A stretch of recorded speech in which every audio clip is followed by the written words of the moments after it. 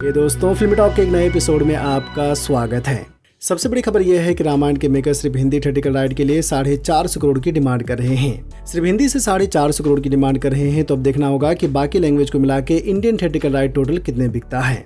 ये हिंदी सिनेमा के इतिहास में किसी भी फिल्म के लिए मांगी गई सबसे बड़ी रकम है, जो आज तक के सारे रिकॉर्ड को तोड़ सकती है। हिंदी बॉक्स ऑफिस पर सबसे महंगी डील शाहरुख खान की अपकमिंग फिल्म किंग की हुई है, जिसके थिएट्रिकल राइट 250 करोड़ में बिके हैं। तो अगर रामायण की डील 450 करोड़ में होती है तो ये फिल्म किंग के थिएट्रिकल राइट को बीट कर देगी। वैसे तो 450 करोड़ में डील हो जाएगी, लेकिन अगर कुछ कम में भी होती है तो भी ये फिल्म किंग को बीट कर सकती है। रामायण की थिएट्रिकल राइट को खरीदने के लिए धर्मा प्रोडक्शन, अनिल ठडानी और पेनेमधुर लाइन में है। तो अब देखते हैं कि रामायण के थिएट्रिकल राइट को कौन खरीदता है। अभी कुछ दिनों पहले रामायण के डिजिटल राइट के लिए नेटफ्लिक्स ने 750 करोड़ का ऑफर दिया था, लेकिन रामायण के मेकर्स ने नेटफ्लिक्स के ऑफर को ठुकरा दिया था। कहा जा रहा है कि रामायण के मेकर्स डिजिटल राइट के लिए 1000 करोड़ की डिमांड कर रहे हैं। तो ये भी देखना होगा कि रामायण का डिजिटल राइट कौन खरीदता है। रामायण की हाइप काफी तगड़ी है, तो आप रामायण फिल्म का कितना इंतजार कर रहे हैं, हमें कमेंट में जरूर बताएं।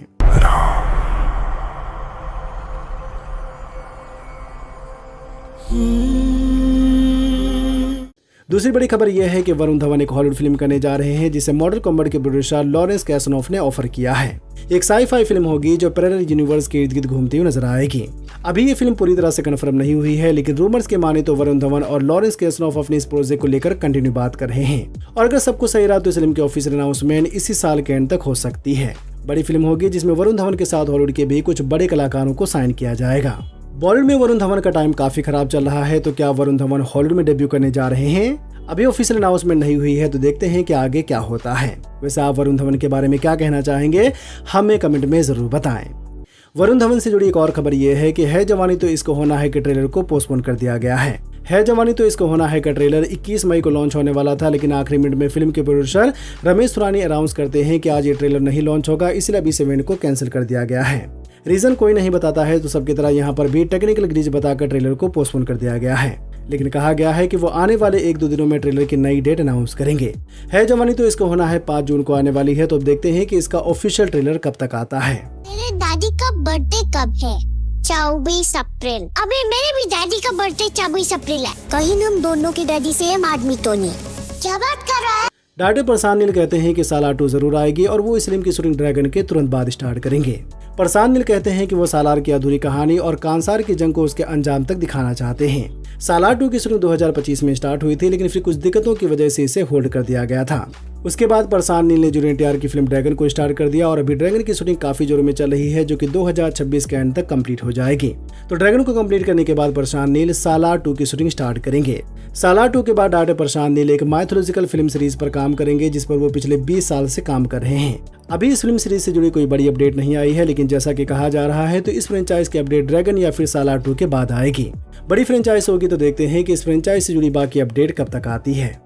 चिरंजीवी के मेगा 158 की शूटिंग स्टार्ट हो गई है, जिसे बॉबी कॉली डायरेक्ट कर रहे हैं। बॉबी कॉली ने 2023 की सुपरहिट वॉल्टर विरेया को डायरेक्ट किया था, जिसने बॉक्स ऑफिस पर 230 करोड़ से ज्यादा कमाई की थी। तो डायरेक्टर बॉबी कॉली और चिरंजीवी की दूसरी फिल्म है, जिसमें एक बड़ी एक्शन ड्रामा कहानी देखने को मिलेगी। शूटिंग स्टार्ट हो गई है और जैसा कि कहा जा रहा है तो ये फिल्म 2027 में संक्रांति के मौके पर रिलीज होगी। जेलर 2 के मेकर्स अब गणेश चतुर्थी की प्लानिंग कर रहे हैं और कहा जा रहा है कि अभी फिल्म 10 या फिर 11 सितंबर को रिलीज होगी। जेलर 2 अप्रैल में ही आने वाली थी, लेकिन शूटिंग में देरी की वजह से इसे पोस्टपोन कर दिया गया था। उसके बाद खबर आई कि अभी फिल्म 15 अगस्त के मौके पर रिलीज होगी, लेकिन अभी तक ये फिल्म कंप्लीट नहीं हुई है। इसी वजह से अभी फिल्म के मेकर्स सितंबर की प्लानिंग कर रहे हैं। जेलर के मेकर्स को इस फिल्म से काफी उम्मीद है, तो वे इस फिल्म को लॉन्ग फेस्टिवल वाले वीकेंड पर लाना चाहते हैं, ताकि फिल्म बॉक्स ऑफिस पर ज्यादा कमाई करे। जेलर 2 से लोगों को 1000 करोड़ की उम्मीद है, तो आप जेलर 2 के बारे में क्या कहना चाहेंगे, हमें कमेंट में जरूर बताएं। टाइगर का हुक्म।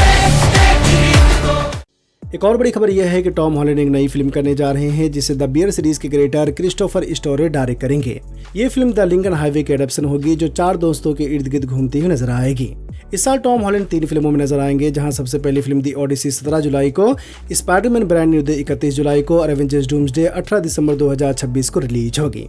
तीनों काफी बड़ी फिल्में हैं, जो वर्ल्ड बॉक्स ऑफिस पर $1 बिलियन से भी ज्यादा कलेक्शन कर सकती हैं। डूम्सडे से लोगों को $2 बिलियन की उम्मीद है, तो देखते हैं कि टॉम हॉलैंड के आने वाली फिल्में कैसी होती हैं। तो आप टॉम हॉलैंड के बारे में क्या कहना चाहेंगे, हमें कमेंट में जरूर बताएं। Once Upon a Time in Hollywood की sequel The Adventure of Cliff Booth की रिलीज डेट कंफर्म हो गई है।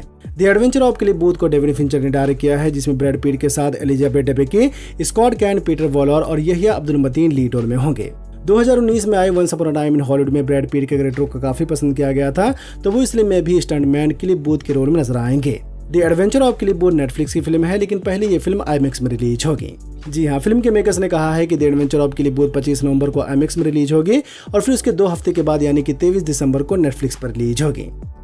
Everything Everywhere All at Once के डायरेक्टर द डेनिस की अगली फिल्म में मैट डेमन लीड रोल में होंगे और ये फिल्म 19 नवंबर 2027 को रिलीज होगी। पहले द डेनिस की अगली फिल्म में रयान गोसलिंग को साइन किया गया था, लेकिन शेड्यूल कॉन्फ्लिक्ट की वजह से रयान गोसलिंग इस फिल्म से बाहर हो गए हैं। फिल्म की तैयारी काफी जोरों में चल रही है और कहा जा रहा है कि इस फिल्म की शूटिंग आने वाले कुछ दिनों में लॉस एंजलिस में स्टार्ट होगी। Everything Everywhere All at Once को काफी पसंद किया गया था, जिसे ऑस्कर अवार्ड में 7 ऑस्कर मिला था।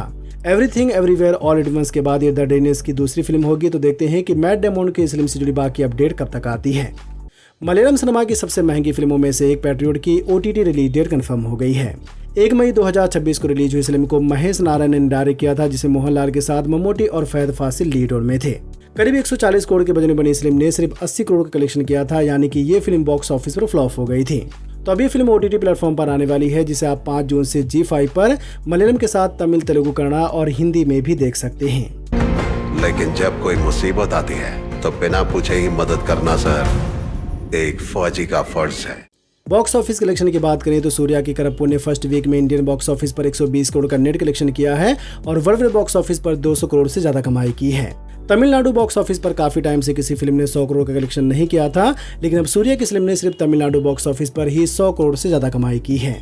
करीब 140 करोड़ के बजट में बनी फिल्म ने वर्ल्ड वाइड 200 करोड़ का कलेक्शन कर लिया है, तो अब देखते हैं कि इसका सेकंड वीकेंड कलेक्शन कितना होता है। 300 करोड़ तो आराम से पहुंच जाएगी, बाकी देखते हैं इसका टोटल कलेक्शन कितना होता है। என்ன சொன்ன கடவுளே வந்தாலும் கோர்ட் ப்ரொசீஜரை மாத்த முடியாதா வந்துட்டேன்டா இனிமே செம்ம அடி அடிக்க मोहनलाल की दृश्यम 3 कल 21 मई को रिलीज हो गई है, लेकिन अभी तक इसके कलेक्शन का ऑफिशियल डाटा नहीं आया है। पर मीडिया रिपोर्ट की माने तो दृश्यम 3 ने इंडियन बॉक्स ऑफिस पर 16 करोड़ का नेट कलेक्शन किया है और वर्ल्ड बॉक्स ऑफिस पर 48 करोड़ से ज्यादा कमाई की है। आज फ्राइडे को भी दृश्यम 3 की बुकिंग काफी अच्छी हो रही है, लेकिन आज इसका कलेक्शन थोड़ा कम हो सकता है। कितना कम होगा और फर्स्ट वीकेंड में दृश्यम 3 का टोटल कलेक्शन कितना होगा, तो वो हमें मंडे को ही पता चलेगा। फिल्म के रिव्यू अच्छे आए हैं, तो देखते हैं कि दृश्यम 3 का फर्स्ट वीकेंड कलेक्शन कितना होता है। ഇനി അങ്ങനെയൊന്നും ചിന്തിക്കണ്ട, എല്ലാം കഴിഞ്ഞില്ലേ? കഴിഞ്ഞ आयुष्मान खुराना की पति पत्नी और वो दो ने फर्स्ट वीक में इंडियन बॉक्स ऑफिस पर करीब 27 करोड़ का नेट कलेक्शन किया है और वर्ल्ड बॉक्स ऑफिस पर 35 करोड़ का कलेक्शन कर लिया है। पति पत्नी और वो दो का बजट 60 करोड़ है, तो देखते हैं कि इसका लाइफ टाइम कलेक्शन कितना होता है। वाह दीदी वाह, तुम एक गन उठाकर हमें खोपड़िया पर लगाकर हत्या क्यों नहीं कर देते हमारी? तो आप पति पत्नी और वो दो फिल्म के बारे में क्या कहना चाहेंगे, हमें कमेंट में जरूर बताएं। वीडियो को लाइक करें, अपने दोस्तों के साथ भी फेसबुक, व्हाट्सएप, ट्विटर पर जरूर शेयर करें और चैनल को सब्सक्राइब करना तो बिल्कुल ना भूलें। धन्यवाद।